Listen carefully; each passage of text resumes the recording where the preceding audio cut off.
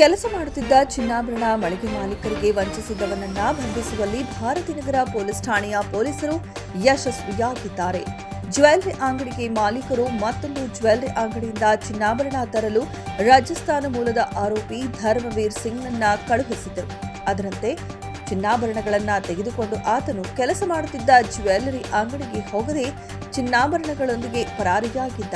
ಈ ಸಂಬಂಧ ಒಪಿಎಚ್ ಜುಮ್ಮಾ ಮಸೀದಿ ರಸ್ತೆಯಲ್ಲಿರುವ ಜ್ಯುವೆಲ್ಲರಿ ಅಂಗಡಿಯ ಮಾಲೀಕರು ಭಾರತೀನಗರ ಪೊಲೀಸ್ ಠಾಣೆಯಲ್ಲಿ ದೂರನ್ನ ನೀಡಿದರು. ಪ್ರಕರಣ ದಾಖಲಿಸಿಕೊಂಡ ಭಾರತೀನಗರ ಪೊಲೀಸ್ ಠಾಣೆಯ ಪೊಲೀಸ್ ಇನ್ಸ್ಪೆಕ್ಟರ್ ಫಿರೋಜ್ ಮಹಮ್ಮದ್ ಅವರು ಆರೋಪಿಯ ಬಂಧನಕ್ಕೆ ವಿಶೇಷ ತಂಡವೊಂದನ್ನು ರಚಿಸಿ ತನಿಖೆಗೆ ಇಳಿಸುತ್ತಾರೆ. ವಿವಿಧ ಆಯಾಮಗಳಲ್ಲಿ ತನಿಖೆಯನ್ನ ಕೈಗೊಂಡು ಖಚಿತ ಮಾಹಿತಿಯೊಂದಿಗೆ ಯಶವಂತಪುರ ರೈಲ್ವೆ ನಿಲ್ದಾಣದ ಬಳಿ ಜ್ಯುವೆಲ್ಲರಿ ಅಂಗಡಿಯಲ್ಲಿ ಕೆಲಸ ಮಾಡುತ್ತಿದ್ದ ಆರೋಪಿ ಧರ್ಮವೀರ್ ಸಿಂಗ್ನನ್ನ ವಶಕ್ಕೆ ಪಡೆದುಕೊಂಡು ವಿಚಾರಣೆಗೆ ಒಳಪಡಿಸುತ್ತಾರೆ. ಹೆಚ್ಚಿನ ಹಣ ಗಳಿಸುವ ಉದ್ದೇಶದಿಂದ ಕೃತ್ಯವೆಸಗಿರುವುದಾಗಿ ತಪ್ಪೊಪ್ಪಿಕೊಳ್ತಾನೆ.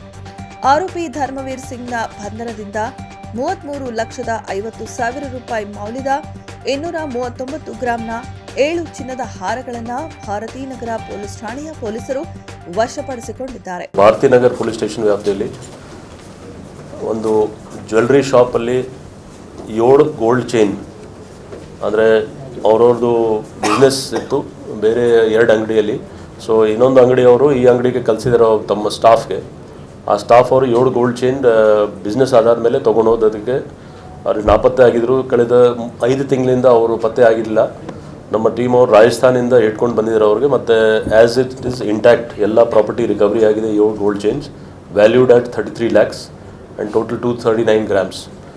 ಇದು ಭಾಳ ಒಳ್ಳೆ ಕೆಲಸ ಮಾಡಿ ರಾಜಸ್ಥಾನದಿಂದ ಇಟ್ಕೊಂಡು ಬಂದಿದ್ದಕ್ಕೆ ರಿಕವರಿ ಆಯಿತು. ಈ ಕಾರ್ಯಾಚರಣೆಯನ್ನ ಬೆಂಗಳೂರು ನಗರ ಪೂರ್ವ ವಿಭಾಗದ ಡಿಸಿಪಿ ಡಾಕ್ಟರ್ ವಿಕ್ರಮ್ ಅಮಟೆ ಅವರ ನಿರ್ದೇಶನದಂತೆ ಪುಲಕೇಶಿನಗರ ಉಪವಿಭಾಗದ ಎಸಿಪಿ ಗೀತಾ ಸಿಆರ್ ಅವರ ಮಾರ್ಗದರ್ಶನದಲ್ಲಿ ಭಾರತೀನಗರ ಪೊಲೀಸ್ ಠಾಣೆಯ ಪೊಲೀಸ್ ಇನ್ಸ್ಪೆಕ್ಟರ್ ಫಿರೋಜ್ ಮಹಮ್ಮದ್ ಅವರ ನೇತೃತ್ವದಲ್ಲಿ ಪಿಎಸ್ಐ ಅಶ್ವಿನಿ, ಸಿಬ್ಬಂದಿಗಳಾದ ಆನಂದ್, ಸಂಜೀವ್, ಸುಭಾಷ್ ಅವರುಗಳ ತಂಡ ಆರೋಪಿಯನ್ನ ಪತ್ತೆ ಹಚ್ಚಿ ಬಂಧಿಸುವಲ್ಲಿ ಯಶಸ್ವಿಯಾಗಿದ್ದಾರೆ.